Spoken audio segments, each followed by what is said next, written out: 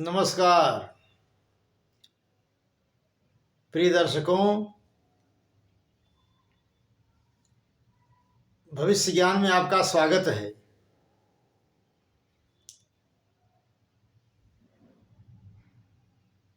लग्नेश के साथ अन्य स्थान की युति के बारे में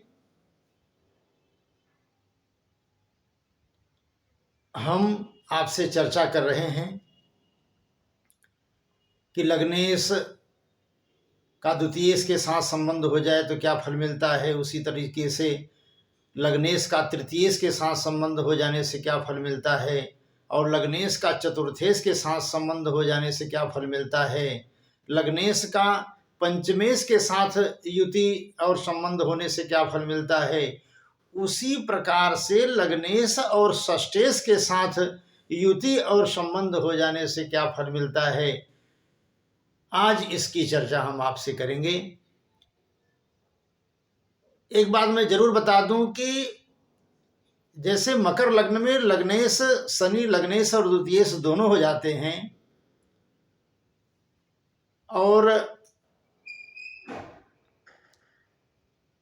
मिथुन लग्न में बुध लग्नेश और चतुर्थेश दोनों हो जाते हैं, और धनु लग्न में बृहस्पति लग्नेश और चतुर्थेश दोनों हो जाते हैं, उसी तरीके से शुक्र वृष लग्न में लग्नेश और षष्ठेश दोनों हो जाते हैं। तो यदि कोई ग्रह दो स्थानों का स्वामी हो जाता है तो अपने दोनों स्थानों को बड़े मजबूती से काम करते हैं। यदि वह शुभ प्रभाव में है, केंद्र और त्रिकोण में है, तो बहुत अच्छा फल देते हैं। लेकिन वही आज लग्नेश षष्ठेश के साथ संबंध बना ले, क्योंकि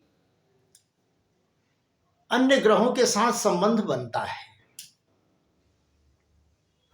तो लग्नेश और षष्ठेश का युति और लग्नेश षष्ठेश एक दूसरे को देखते हों तो क्या फल मिलता है। बहुत गजब का फल मिलता है। यदि लग्नेश और षष्ठेश दोनों एक साथ में होकर के बैठ गए जन्म कुंडली के अंदर में, खास करके छठे घर में बैठ गए, तो षष्ठ भाव के स्थान की वृद्धि हो जाएगी। जैसे छठा स्थान रोग का है, ऋण का है, शत्रु का है, मामा का है, मामी का है, नाना का है, नानी का है, तो इस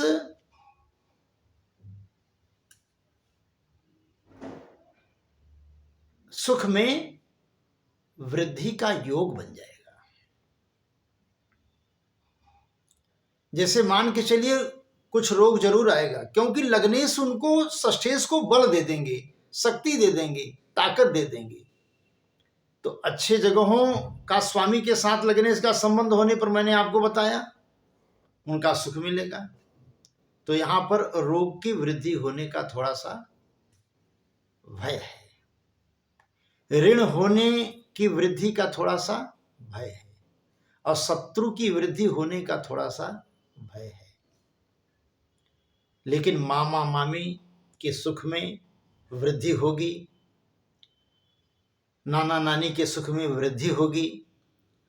अब जब लग्नेश के साथ षष्ठेश का संबंध होगा या एक दूसरे को देखेंगे तो रोग में वृद्धि होगी, लेकिन रोग का निवारण भी होगा। पहले वृद्धि होगी, उसके बाद निवारण होगा। कर्ज में वृद्धि होगी, उसके बाद कर्ज समाप्त होगा। शत्रु में वृद्धि होगी, उसके बाद शत्रु का पलायन होगा। थोड़े दिन के बाद वह शत्रु पर विजय प्राप्त कर लेगा। यदि लग्नेश और षष्ठेश की युति हो गई तो पहले तो शत्रु की वृद्धि होगी और उसके बाद शत्रु को वो भगाने में, दबाने में समर्थ होगा व्यक्ति। तो एक बात मैं आपको और भी बता देता हूं कि जन्म कुंडली के अंदर में लग्नेश और षष्ठेश की युति से व्यक्ति अगर चाहे तो ऋण और कर्ज लेकर के बहुत बड़े से बड़े काम करने में समर्थ हो जाएगा। श्री वृंदावन बिहारी लाल की जय। ऐसा क्यों? ऐसा इसलिए कि यदि वह मकान बनाना चाहे तो कर्ज लेकर मकान बनाए, उसका कर्ज कुछ दिनों के बाद उतर जाएगा। वाहन खरीदना चाहे तो कर्ज लेकर के खरीदे, कुछ दिनों के बाद वह कर्ज उतर जाएगा। यानी व्यापार के लिए अगर कर्ज ले लेता है तो कर्ज से उसके व्यापार की वृद्धि होती चली जाएगी, लेकिन कुछ दिनों के बाद वह कर्ज को उतारने में समर्थ हो जाएगा। यानी ऐसा व्यक्ति कर्ज से ही बुलंदियों को छूता है, बुलंदियों को प्राप्त करता है, बड़े बड़े काम करने में समर्थ हो जाता है। कई लोग, हम जब कुंडली देखने के लिए जाते हैं तो कई लोग दिखाते हैं, कहते हैं महाराज बताइए कि हम बड़ा परेशान हैं कर्ज से।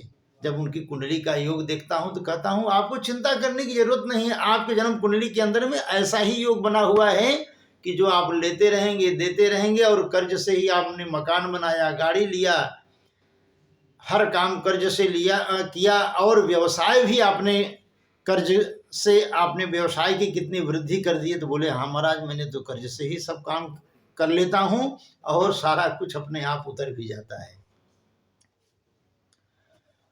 तो प्रिय दर्शकों, यदि जन्म कुंडली के अंदर में लग्नेश और षष्ठेश की युति एक स्थान पर हो जाए तो लग्नेश षष्ठेश को बल दे देता है, शक्ति दे देता है, ताकत दे देता है, और ऐसे व्यक्ति अपने आप अनायास, बहुत से लोग कहते हैं महाराज हम तो बैंक में जाते हैं तो हमको कर्ज आराम से मिल जाता है। किसी ऐसे व्यक्ति से सहयोग मांगने की कोशिश करते हैं, आराम से मुझे सहयोग मिल जाता है। वो प्रभाव किसका है? लग्नेश और षष्ठेश की युति का प्रभाव है। ऐसे व्यक्ति अपने जीवन में डरता तो है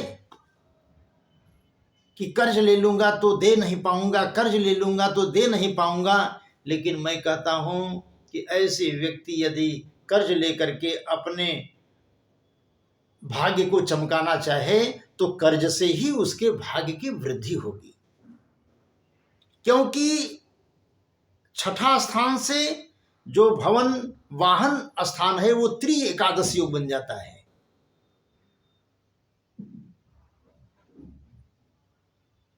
और छठे स्थान से जो भाग्य स्थान है वो केंद्र योग बन जाता है। तो ऐसे व्यक्ति का जो भाग्य है वह कर्ज से ही बड़े बड़े काम कर लेता है, बड़ी बड़ी उन्नति को प्राप्त हो जाता है।